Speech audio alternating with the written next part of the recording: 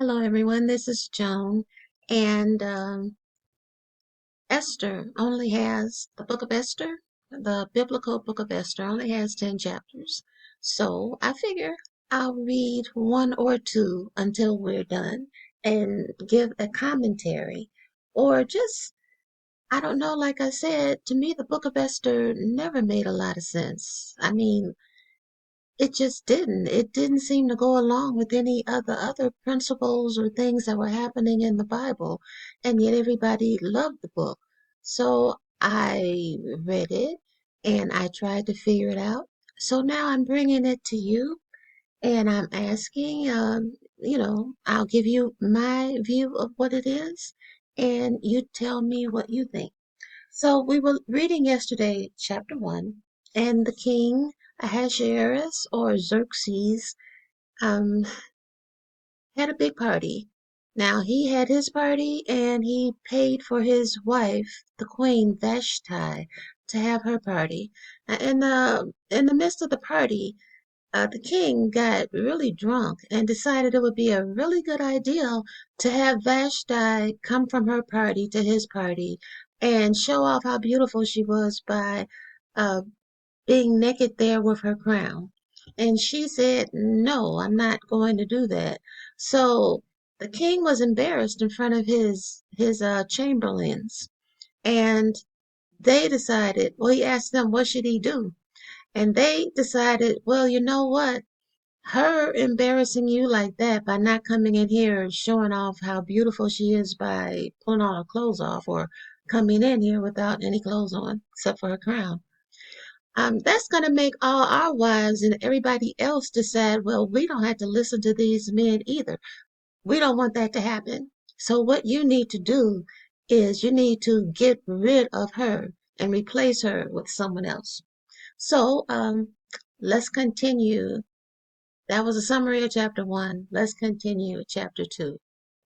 After these things, when the wrath of King Ahasuerus was appeased, he remembered Vashti, and what she had done, and what was decreed against her. Then said the king's servants that ministered unto him, Let there be fair young virgins sought for the king, and let the king appoint officers in all the provinces of his kingdom, that they may gather together all the fair young virgins unto Shushan the palace, to the house of the women, unto the custody of Hegi, the king's chamberlain, keeper of the women, and let their things for purification be given them. And let the maiden which pleases the king be queen instead of Vashti. And the thing pleased the king, and he did so. Now in Shushan the palace there was a certain Jew, whose name was Mordecai, the son of Jair, the son of Shimei, the son of Kish, a Benjamite, who had carried away from Jerusalem with the captivity which had been carried away with Jeconiah king of Judah, whom Nebuchadnezzar the king of Babylon had carried away. And he brought up Hadassa, that is Esther, his uncle's daughter, for she had neither father nor mother, and the maid was fair and beautiful, whom Mordecai, when her father and mother were dead, took for his own daughter. So it came to pass, when the king's commandment and his decree was heard, and when many maidens were gathered together unto Shushan the palace, to the custody of Haggai, that Esther was brought also unto the king's house, to the custody of Haggai, keeper of the women. And the maiden pleased him, and she obtained kindness of him, and he speedily gave her her things for purification, with such things as belonged to her, and 7 maidens which were meet to be given her out of the king's house. And he preferred her and her maids unto the best place of the house of the women. Esther had not shewed her people nor her kindred, for Mordecai had charged her that she should not shew it. And Mordecai walked every day before the court of the women's house to know how Esther did, and what should become of her. Now when every maid's turn was come to go into King Ahasuerus, after that she had been 12 months, according to the manner of the women, for so were the days of their purification accomplished, to wit, 6 months with oil of myrrh, and 6 months with sweet odors, and with other things for the purifying of the women. Then thus came every maiden unto the king: whatsoever she desired was given to her to go with her out of the house of the women unto the king's house. In the evening she went, and on the morrow she returned into the second house of the women, to the custody of Shashgaz, the king's chamberlain, which kept the concubines. She came in unto the king no more, except the king delighted in her, and that she were called by name. Now when the turn of Esther, the daughter of Abihail, the uncle of Mordecai, who had taken her for his daughter, was come to go in unto the king, she required nothing but what Haggai the king's chamberlain, the keeper of the women, appointed. And Esther obtained favor in the sight of all them that looked upon her. So Esther was taken unto King Ahasuerus, into his house royal, in the 10th month, which is the month Tebeth, in the 7th year of his reign. And the king loved Esther above all the women, and she obtained grace and favor in his sight more than all the virgins, so that he set the royal crown upon her head, and made her queen instead of Vashti. Then the king made a great feast unto all his princes and his servants, even Esther's feast. And he made a release to the provinces, and gave gifts according to the state of the king. And when the virgins were gathered together the second time, then Mordecai sat in the king's gate. Esther had not yet shewed her kindred nor her people, as Mordecai had charged her.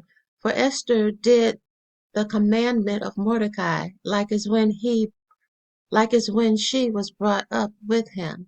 In those days, while Mordecai sat in the king's gate, two of the king's chamberlains, Bigthan and Teresh, of those which kept the door, were wroth, and sought to lay hands on the king Ahasuerus. And the thing was known to Mordecai, who told it unto Esther the queen. And Esther certified the king thereof in Mordecai's name. And when inquisition was made of the matter, it was found out. Therefore they were both hanged on a tree, and it was written in the book of Chronicles before the king. Okay, now this chapter is where she is basically passing for a Persian, because that's what Mordecai told her to do, where it said she had not showed herself or shewed herself. So her name was Hadassa, and she told the king her name was Esther. So the thing that is confusing to me is all of them went to the king, and out of it, I don't think it told you how many women it was. He picked one, but the women he didn't pick became concubines. So they couldn't go with other men. They just had to sit there. And I mean, but they weren't queens. Now, that's just what happened with concubines. And my thought is that doesn't sound like the work of a loving God. That is why I question this book. Because again, why would the Most High make a class, a gender, and say, okay, even though I only made Adam and Eve, it's okay for Adam to have all of you. And while he has all of you, you don't have anybody unless he comes to you. Now, to me, that seems to be very different from the Ten Commandments, where God didn't make a difference between man and woman. He said, now this is the fifth commandment, I believe. He said, honor your father and your mother. He didn't say your father is more important than your mother.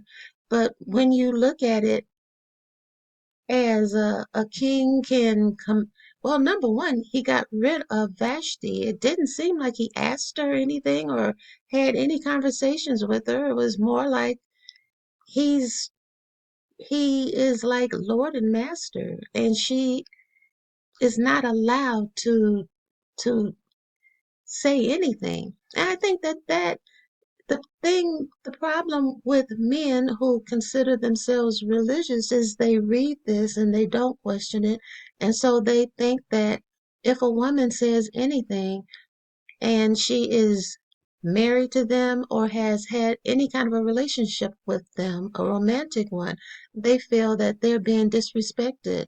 But they don't see that an argument could be made, and I kind of am making it, that the whole thing about being a concubine is disrespectful because it said that, man and woman, when they married, they become one flesh. Now, that's what Adam kind of said. And it said Adam should a man will leave his father and his mother and he will stick with his wife. How's he going to stick with 1,000 wives or 100 wives or even two? So I think that that is why it's difficult to be with a man who considers himself religious, because he will almost automatically think that he is above you, and that if you say anything at all to him in disagreement, even if it's in the case where what he asked her to do, what King Ahasuerus asked Vashti to do, was downright dangerous. I mean, she's supposed to go into a room naked with a bunch of drunken men and just stand there, I guess. But that's dangerous. And I honestly think someone who truly has any respect or regard for a woman wouldn't ask her to do that. But that is well. Let me also say about I don't even understand how did she pass, because now it says that Mordecai is a Benjamite, and the Benjamites, I think that they did mix in with a lot of people. So I'm going to try to look that up, not with a lot of people, but other nations, because if you have a closed group of people and they're marrying each other, um, unless they look like another group, automatically they're not going to be able to pass. So I couldn't figure how is she passing? Were the Persians black back then? I'm not sure. That's something else to look up. But again, to me, that was questionable. How did she pass if she's a Benjamite? And if you believe that the people of the Bible were black, well, then how? Were the Persians also black? How did she do that? People like to, Black people often like to say, well, we're the only race that can produce light-skinned people, even though both parents are black. Not really. No. I mean, there's an exception to every rule. But if you have 1,000 couples and they're all black, you and each one of them has one child or however many children they have, they're probably going to look like their parents and they're going to be black. Now, of course, there's an exception with albinism, but other than that, no, black children, black parents produce black children, period, for the most part. Like I said, there's always an exception, but that exception is so rare, I don't even see how you count it. And if you ever look at people, pictures of slaves on the ships, they were all black. There weren't mixed ones. So where people get the ideal that black can produce white doesn't make much sense unless it's the case of albinism, in which case their children will tend to look their children won't tend to albinism. They'll look like everybody else. So that's just something to think about. Now the thing is also, Mordecai saw, what is it, these two guys who were after the king. They were trying to kill the king. So he went and told Esther. Esther told the king. And so Mordecai, let me see, 22. And the thing was known to Mordecai, who told it unto Esther the queen. And Esther certified the king thereof in Mordecai's name. And when inquisition was made of the matter, this is 23, it was found out, therefore, they were both hanged on a tree, and it was written in the book of Chronicles before the king. Not Mordecai and Esther. Where to get these guys' names? Let's see. 1. In those days, while Mordecai sat in the king's gate, two of the king's chamberlains, Bigthan and Teresh, of those which kept the door, were wroth, and sought to lay hands on the king Ahasuerus. So, these two, Bigthan and Teresh, were the ones who were killed. Who were, let's see, hanged on a tree. So the thing is, Esther had not shown her kindred nor her people. That's 20. But the thing is, when the virgins, 19, were gathered together the second time, then Mordecai sat in the king's gate through his relation to Esther. Again, the thing with people who don't, well, I think especially men, because this really favors and tells you the the position of men as being so much higher than women.